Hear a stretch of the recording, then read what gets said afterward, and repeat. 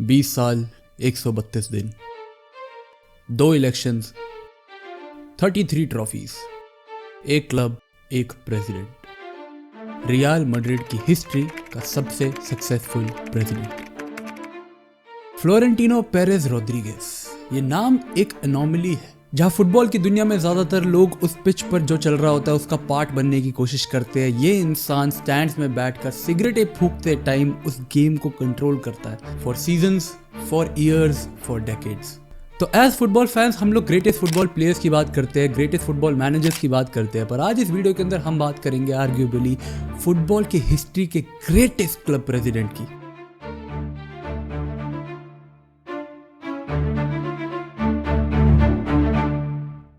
पर Florentino Perez football की दुनिया में इतना बड़ा नाम बना कैसे, ये जानने से पहले तुम्हारा ये जानना जरूरी है कि फ्लोरेंटिनो पेरेज रोड्रिगेज है कौन। मार्च 8, 1947 फ्लोरेंटिनो पेरेज का जन्म स्पेन की एक मिडिल क्लास फैमिली में हुआ था, but he was born in a family of businessman and probably इसी फैमिली एनवायरनमेंट की वजह से फ्लोरेंटिनो पेरेज अपने आगे के करियर को डिक्टेट कर पाया। बट इनिशियली फ्लोरेंटिनो पेरेज इस बिजनेस की दुनिया से बहुत दूर था। उसने फिल्म स्कूल भी अटेंड करा था, जहां पर अगर वो थोड़े और टाइम रुका होता तो शायद से फिल्मों के अंदर अमरीश पुरी टाइप रोल कर रहा होता। जा सिमरन, जा जी ले अपनी जिंदगी। But then he finally decided to pursue civil engineering and Florentino Perez के ऊपर इस वीडियो का सबसे इंटरेस्टिंग पार्ट शायद यही से शुरू हो जाता है। यूनिवर्सिटी में उसके disciplines included technical precision and large scale planning, यानी कॉन्सेंट्रेटिंग ऑन प्लान्स जो कि एक लॉन्ग ड्यूरेशन के अंदर बनाए जाने वाले हैं। यस आई नो तुम्हारे दिमाग की खिड़की अभी से खुल चुकी है, लेकिन दोस्तों hold on. Strategic vision, long term planning, efficient resource management, ये वो सारी चीज़ें हैं जो उसने अपनी कॉलेज टाइम के अंदर पढ़ी थी।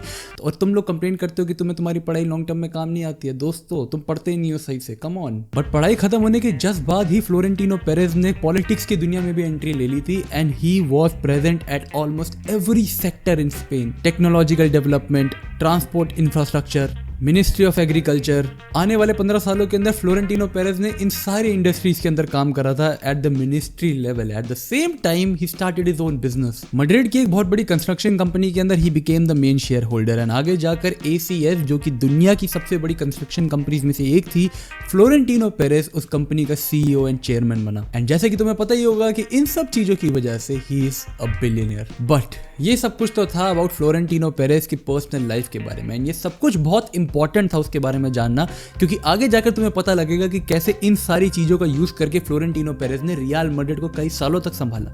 लेकिन यहां से शुरुआत होती है of the love story of Real Madrid and Florentino Perez.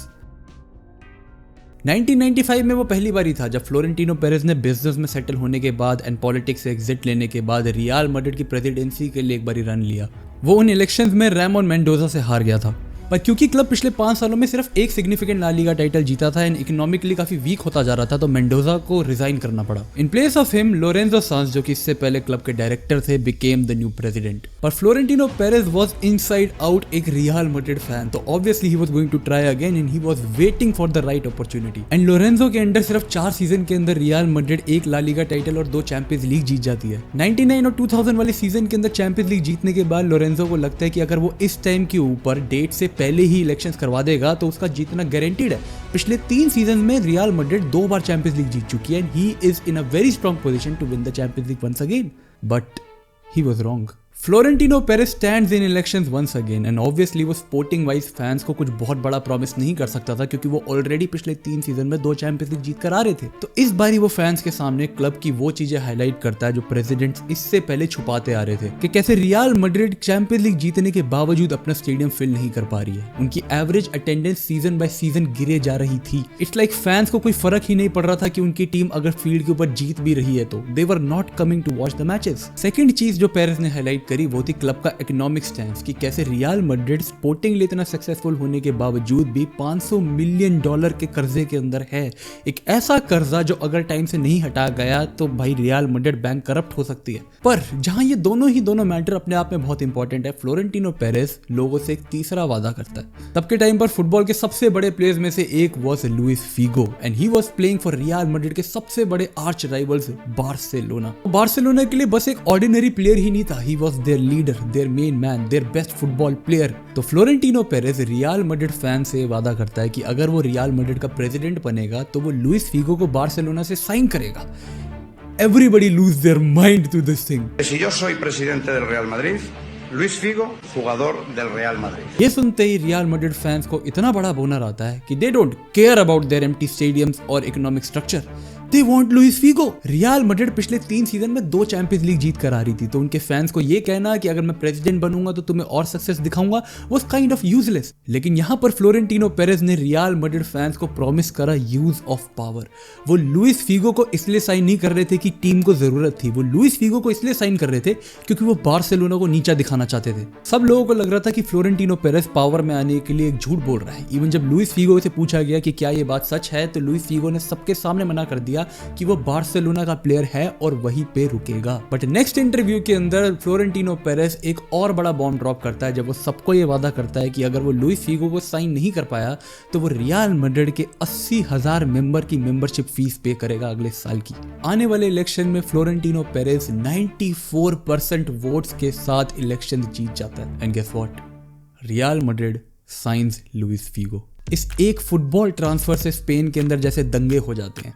Next time जब एल क्लासिको होता है कैंप न्यू के ऊपर, तो फुटबॉल फैंस लुइस फिगो का ऐसे स्वागत करते हैं जैसे अगर कोई और विटनेस करे तो शायद से वो फील्ड पर ही मुंह दे. एंड इस सब के दौरान फ्लोरेंटिनो पेरेज स्टैंड्स में बैठकर बस हंस रहा होता है. एंड अब इसके अंदर तुम्हारा एक बहुत जेन्युइन क्वेश्चन आएगा कि लुइस फिगो आखिर रियल मैड्रिड ज्वाइन किया ही क्यों if he was having a great time at Barcelona.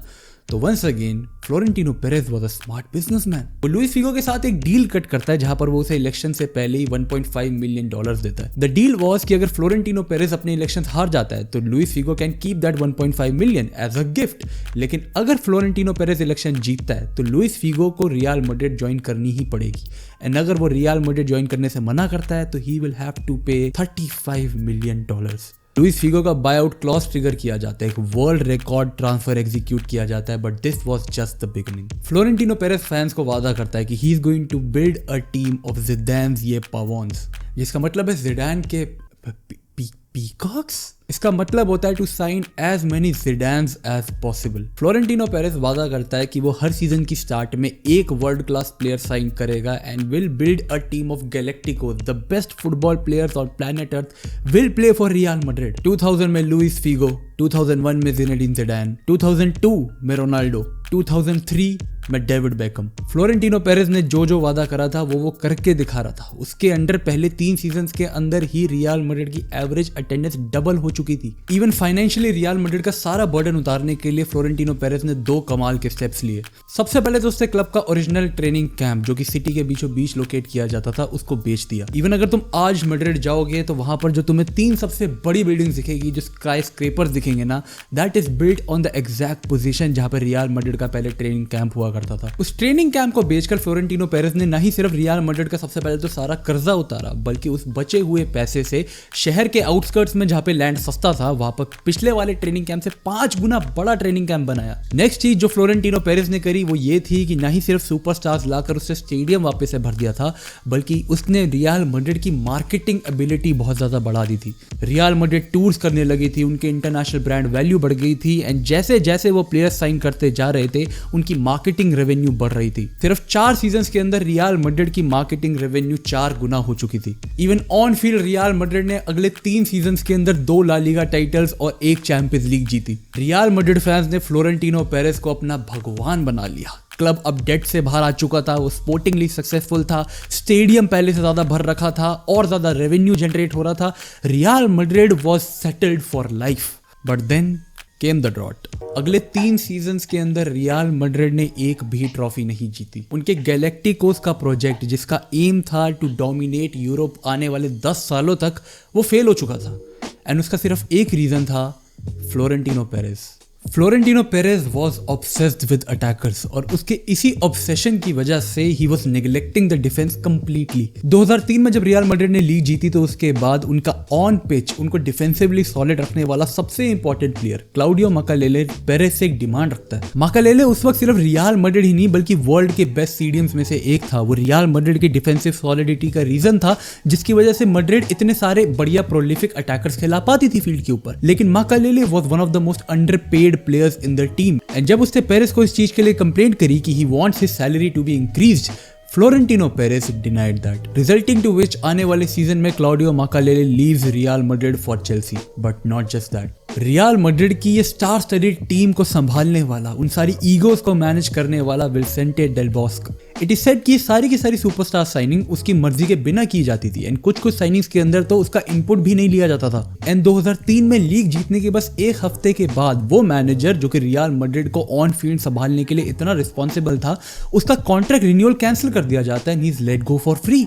And इसी एक पॉइंट से डेल बॉस्क और माकालेले के जाने के बाद से रियल मैड्रिड की ऑन फील्ड परफॉर्मेंस बहुत ड्रास्टिकली ड्रॉप होती है। अगले आने वाले 3 सीजन के अंदर फ्लोरेंटिनो पेरेस 5 डिफरेंट मैनेजर्स लेकर आता है with the hope to fix things, लेकिन ये सब कुछ यूजलेस होता है। एंड पिछले 3 सालों की ये ऑन फील्ड फेलियर के बाद Florentino Perez decides to resign as the president of Real Madrid.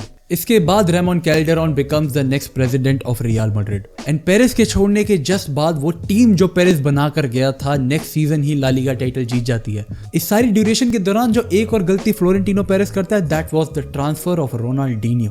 तो रिपोर्ट्स ये आती है कि Florentino Perez rejects the signing of Ronaldinho at Real Madrid just because कि वो अच्छा नहीं दिखता था। आई मीन अगर फ्लोरेंटिनो पेरेस आज भी इसी पॉलिसी के साथ चलता होता तो फिर हमारे विनी भैया आज भी फेवेले की घड़ियों में झाड़ू मार रहे होते हैं। I mean no hard offense, I am just saying, मतलब पेरेस की भाई, पेरेस का लॉजिक है ये, नॉट मी। तो जहां एक जगह 3 सीजंस लगातार रियल मैड्रिड पिच के ऊपर स्ट्रगल करती है, Ronaldinho becomes the greatest football player in the world. जैसे कि हमने खुद पेरेस के केस से ही सीखा है कि रियल मैड्रिड फैंस को अगर सक्सेस से ज्यादा कोई एक चीज प्यारी है वो ये कि वो हमेशा अपने आर्च राइवल्स बार्सिलोना से ऊपर रहे। लेकिन कैल्डेरॉन के पावर में आते ही रियल मैड्रिड के फाइनेंसेस एक बार फिर से फंबल करने लग जाते हैं। कैल्डेरॉन के ऊपर वोटिंग फिक्स करने का, फाइनेंसेस के साथ छेड़खानी करने का, ऐसे काफी सारे एलिगेशन लगाए जाते हैं and he has to leave his position as well. इस सब के साथ साथ कैल्डेरॉन की प्रेसिडेंसी के अंदर ही लगातार 6ठी बार चैंपियंस लीग के राउंड ऑफ 16 में रियल मैड्रिड एलिमिनेट हो जाती है। पेरेस के जाने के सिर्फ 3 सालों के अंदर रियल मैड्रिड एक बार फिर से डेट के अंदर आ जाती है एंड इस सारी सिचुएशन के सोल्यूशन के रूप में फैंस को सिर्फ एक ही नाम दिखता है and that was Florentino Perez. 1 जून 2009 को फ्लोरेंटिनो पेरेस के सेकंड टेन्योर की शुरुआत होती है as the president of Real Madrid. एक ऐसा टेन्योर जिसके बाद वो रियल मैड्रिड की हिस्ट्री का सबसे सक्सेसफुल प्रेसिडेंट बन जाता है। कैल्डेरॉन के जाने के बाद रियल मैड्रिड के ऊपर जो डेट था उसको पे करने के लिए इस बार फ्लोरेंटिनो पेरेस ने कुछ बेचा नहीं बल्कि उसने और लोन लिया। इस लोन से फ्लोरेंटिनो पेरेस ने और ज्यादा साइनिंग्स करी एंड ही वाज होपिंग कि आने वाले टाइम के अंदर रियल मैड्रिड की ऑन फील्ड सक्सेस अब पे करेगी उनकी ऑफ फील्ड गलतियों के लिए। सिर्फ 3 दिनों के अंदर क्रिस्टियानो रोनाल्डो, काका, कैरिम बेंजेमा, शावी अलोंसो, इन सारे प्लेयर्स को साइन किया जाता है। अगले आने वाली विंडोज के अंदर Angel Di Maria, Mesut Ozil, Luka Modric and then Gareth Bale in 2013। पेरेस के वापस आने के बाद पहले सीजन के अंदर तो रियल मैड्रिड कोई ट्रॉफी नहीं जीतती है, लेकिन उसके बाद Copa del Rey, La Liga title and then 2013-14 season के अंदर कोपा देल रे एंड चैंपियंस लीग जीता जाता है। 2014 में चैंपियंस लीग जीतने के बाद ला डेसिमा कंप्लीट करने के बाद रियल मैड्रिड फुटबॉल की हिस्ट्री का पहला क्लब बन जाता है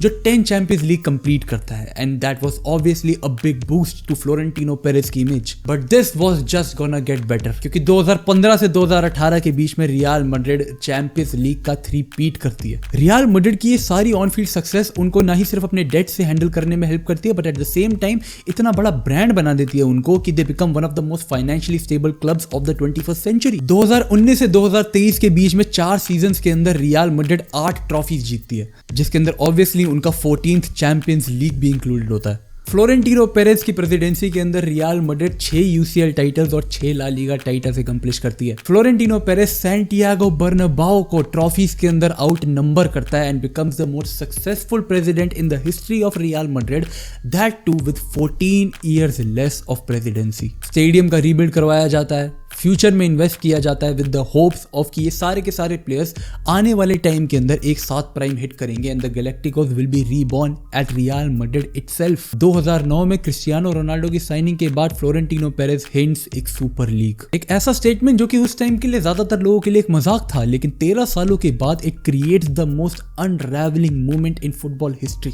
2013 में फ्लोरेंटिनो पेरेस रियल मैड्रिड के अल्ट्रा ग्रुप अल्ट्रा सुर को बैन करता है। ये डिसीजन नहीं सिर्फ इसलिए लिया गया था क्योंकि ये ग्रुप सिर्फ वायलेंस को प्रमोट करता है बल्कि eight the same time discrimination उनके खून के अंदर था। फ्लोरेंटिनो पेरेज एक नया अल्ट्रा ग्रुप असेंबल करता है। बर्नाबाउ के साउथ स्टैंड के फैन से ये एग्रीमेंट किया जाता है कि वो पूरे 90 मिनट खड़े होकर टीम को सपोर्ट करेंगे। इस सब की वजह से रियल मैड्रिड के वो अल्ट्रा ग्रुप्स जो कि अभी भी traditional way of supporting real Madrid के अंदर बिलीव रखते थे, पेरेज से दुश्मनी कर बैठते हैं, उसको जान से मारने तक की धमकियां देते हैं। इतना ही नहीं, Florentino Perez is a master of controlling the media. Real Madrid को सराउंड करते हुए जितने भी मीडिया हब्स होते हैं, फ्लोरेंटिनो पेरेज एक्टिवली उनके साथ पार्टिसिपेट करके उनको खुद न्यूज देता है ताकि they can be in control of him. And बदले में रियल मैड्रिड के खिलाफ तुम रेयरली कोई नेगेटिव न्यूज सुनोगे, even if things are going south for them. Florentino Perez is not the owner of Real Madrid. अगर कल को रियल मैड्रिड बैंक करप्ट भी होती है तो उसके रिपरकशंस फ्लोरेंटिनो पेरेज को नहीं झेलने पड़ेंगे।